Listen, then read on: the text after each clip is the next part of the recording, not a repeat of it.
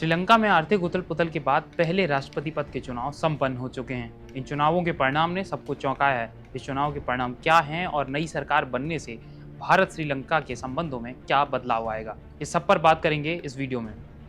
नमस्कार, मैं मानवेंद्र सिंह। इस साल भारत समेत कई बड़े राष्ट्रों में चुनाव हो रहे हैं। सत्ता को चलाने वालों की परीक्षा का समय है। जनता किसे सेवा का मौका देगी और कौन नीतियां बनाएगा, सब कुछ सत्ताधीशों पर निर्भर करता है। श्रीलंका में भी चुनाव संपन्न हुए हैं। बड़े चौंकाने वाले परिणाम सामने आए हैं। श्रीलंका की जनता ने इस बार एक नए चेहरे को देश की कमान संभालने का मौका दिया है।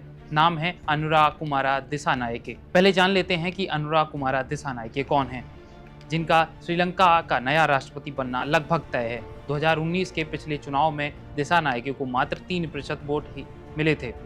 इस बार राष्ट्रपति पद की दौड़ में सबसे आगे हैं। 2019 में दिसानायके ने नेशनल पीपल्स पावर के उम्मीदवार के रूप में चुनाव लड़ा था। 2022 में आए आर्थिक संकट के चलते दिसानायके के विचारों से जनता प्रेरित हो रही थी। इसी आर्थिक संकट के बीच श्रीलंका ने जन विद्रोह भी देखा था और परिणाम स्वरूप गोटबाया राजपक्षे को देश छोड़कर भागना पड़ा था, इस्तीफा देना पड़ा था।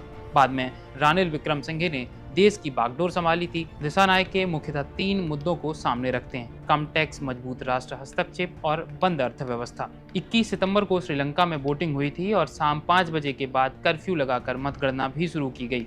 इस चुनाव में 1,70,00,000 मतदाताओं में से लगभग 75% ने वोट किया था। पहले चरण की काउंटिंग में किसी भी उम्मीदवार को 50% से ज्यादा वोट नहीं मिले थे। तब श्रीलंका के इतिहास में पहली बार दूसरे चरण की वोटिंग की काउंटिंग की गई। इस गणना में पहले स्थान पर 39.5% वोटों के साथ वामपंथी नेता अनुरा दिसानायके रहे। दूसरे पर 34% वोटों के साथ साजिद प्रेमदासा और तीसरे पर रहे रानिल विक्रमसिंघे। श्रीलंका में वोटिंग और काउंटिंग का तरीका भी दिलचस्प है। यहाँ मतदाताओं को 3 उम्मीदवारों को वरीयता के क्रम में रखकर एक विजेता का चुनाव करना होता है और ऐसे में जब किसी को भी स्पष्ट बहुमत नहीं मिलता है तब वरीयता या प्रेफरेंस के हिसाब से दूसरे तीसरे चरण की मतगणना शुरू की जाती है। जब काउंटिंग में स्पष्ट होने लगा कि रानिल विक्रमसिंघे की पूरी तरह से हार हो रही है तो उनके विदेश मंत्री रहे साबरी ने ट्वीट कर हार स्वीकार की और दिसानायके को बधाई भी दी। अब बात करते हैं सबसे महत्वपूर्ण बिंदु पर, जो है श्रीलंका का भारत और चीन से संबंध।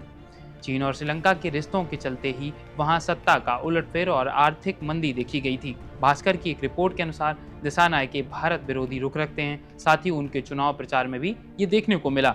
जनता विमुक्ति पार्टी यानी जेवीपी पहले से ही भारत विरोधी रुख के लिए जानी जाती है। दिसानायके, जिसके नेता हैं, अडानी ग्रुप के विंड पावर स्टेशन प्रोजेक्ट का भी पुरजोर विरोध किया था और इसीलिए दिसानायके भारत से ज़्यादा चीन के फेवर में देखे जा रहे हैं। लेकिन इसी रिपोर्ट में भारत के प्रति बदलते पार्टी के रवैये की भी बात की गई है। लेकिन असल रिश्तों में गर्मजोशी तो दिसानायके के सत्ता संभालने के बाद ही पता लगेगी और भारत भी अपने पड़ोसी श्रीलंका से रिश्ते मजबूत करने के लिए क्या कदम उठाता है। ऐसी ही और खबरों के लिए बने रहिए लोकमत हिंदी के साथ।